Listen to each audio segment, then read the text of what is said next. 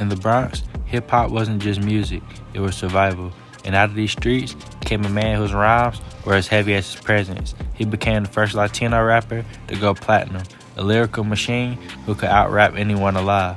But behind the success was a struggle with health, family, and fame that ended in tragedy.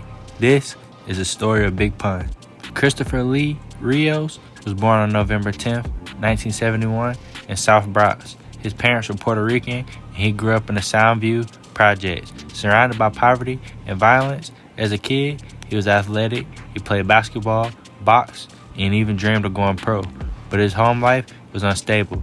By 15, he had left his mother's house, and for a time, he was homeless, bouncing between couches in the streets. Despite the chaos, Christopher had a gift.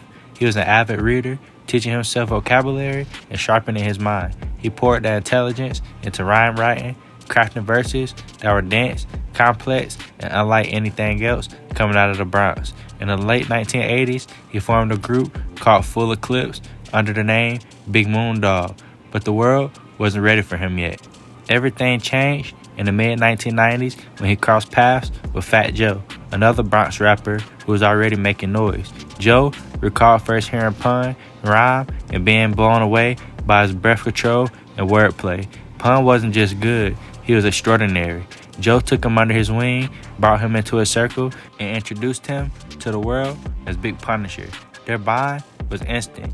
They weren't related by blood, but they became family. Joe often said Pun was like a little brother, and Pun saw Joe as a big homie who had open doors.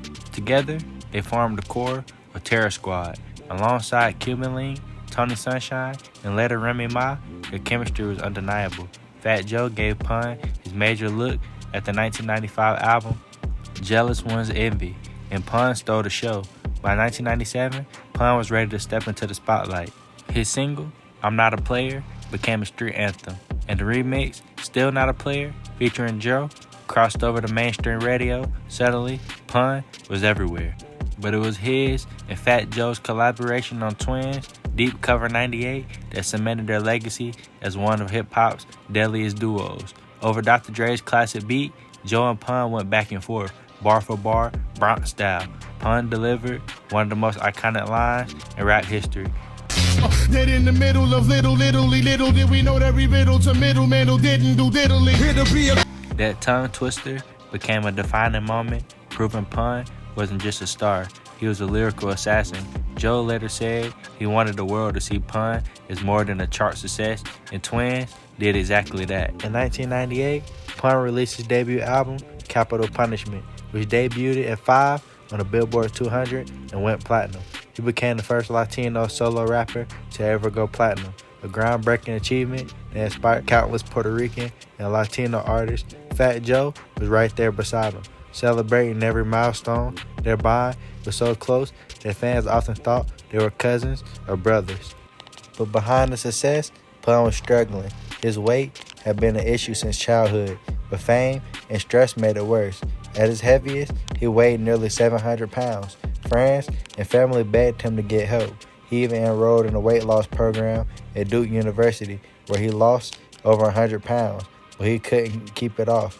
The pressure of touring, recording, and providing for his family made it nearly impossible. On February 7, 2000, tragedy struck. While staying at a hotel in White Plains, New York, Big Pun collapsed from heart failure. He was only 28 years old.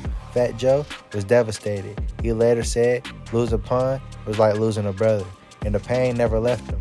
The hip-hop world was stunned. Just as Pun was reaching his prime, the Bronx lyrical giant was gone.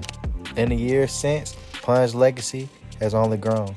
His second album, Yeah Baby, was released posthumously in April 2000, debuting at 3 on the Billboard charts. Fans celebrated his artistry, while fellow rappers hailed him as one of the greatest lyricists to ever touch a mic. For the Puerto Rican community, it became a symbol of pride, a reminder that their voices belong to hip-hop's highest ranks. Big Pun's story is one of triumph and tragedy, a man who had rose from the streets of the Bronx to become a pioneer, breaking barriers for Latino artists and leaving behind verses that still echo through hip-hop. His bond with Fat Joe gave him the platform, but his talent made him unforgettable. Though his life was cut short, his words remain eternal. Kid Pun wasn't just a player, he was a legend.